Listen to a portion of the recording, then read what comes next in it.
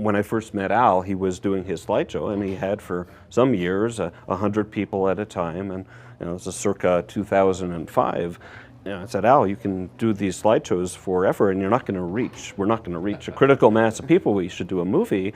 And Al thought, okay, well, you'll humor these Hollywood I didn't say okay. I was against it. I was opposed to it. And I thought that there was no way a slideshow would be material for a movie, but Jeff was persistent and introduced me to the people with so much talent in the industry. But it's Jeff's drive and determination to use entertaining, compelling movies to help raise consciousness and change the world. He's the guy that deserves credit.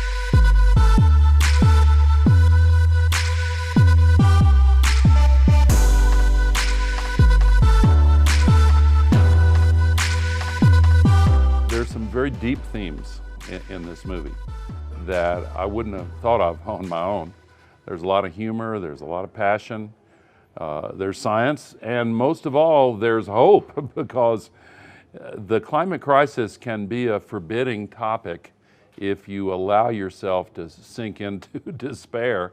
A lot of damage is being done and a lot is at risk, but in the 10 years or so since the first movie was made, the progress on developing solutions has been just extraordinary, way faster than anybody expected would be the case.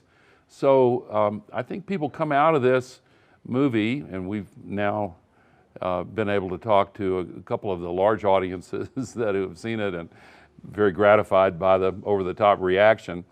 But we've also heard from them that they appreciate getting an update on the science and the really kind of scary stuff that's going on, but they even more appreciate the fact that they come away hopeful and energized, and many of them committed to become a part of this movement, because this movie is really intended to inspire a movement. One interesting thing about the film, it's a little bit related to that, that's kind of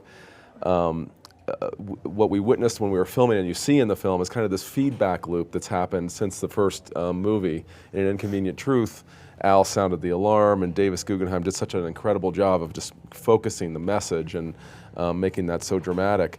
But now what's happened is 10 years on, there's an army of people who've seen that movie.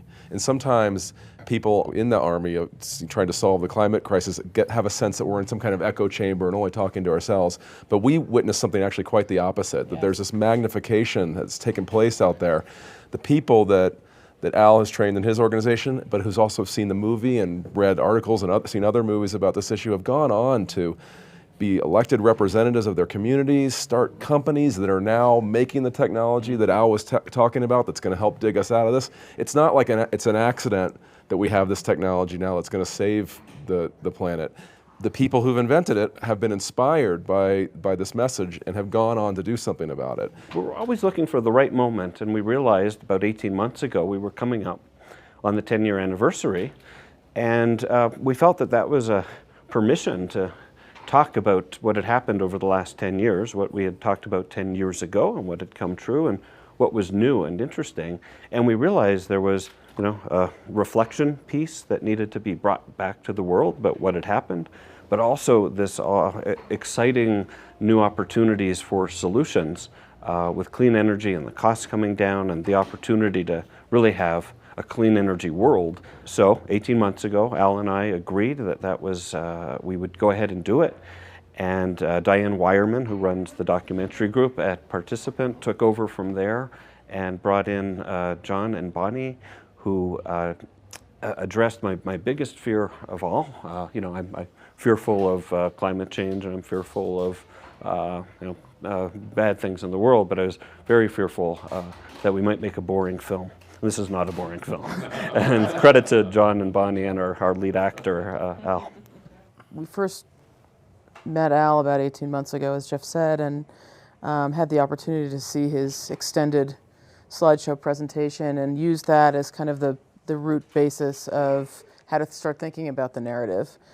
There were certain things from the presentation that we wanted to do. We wanted to include in the film the updated science, of course. There's a lot more to talk about in terms of solutions. There's a lot to talk about in terms of where things have gone in the past 10 years since An Inconvenient Truth was made. in terms of the climate crisis. So we kind of used that as a platform to then think about how to construct the film. In April of 2015, when we thought it would be a good idea to make another movie, we had no idea how the next 18 months would unfold. And yesterday I was asked a question, well, what's the formula when you make a movie?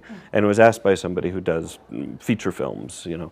I said, well, in feature films you have a script and you have a shooting schedule and you have a release date and, you know, everything goes by clockwork. In a documentary, things unfold and you have no idea what's going to happen. And so John and Bonnie and Al were in the right place at the right time in a lot of occasions. And so, you know, the election is just one piece of this 18-month story arc. And, you know, there's a lot more that will come after the film is released. So who knows?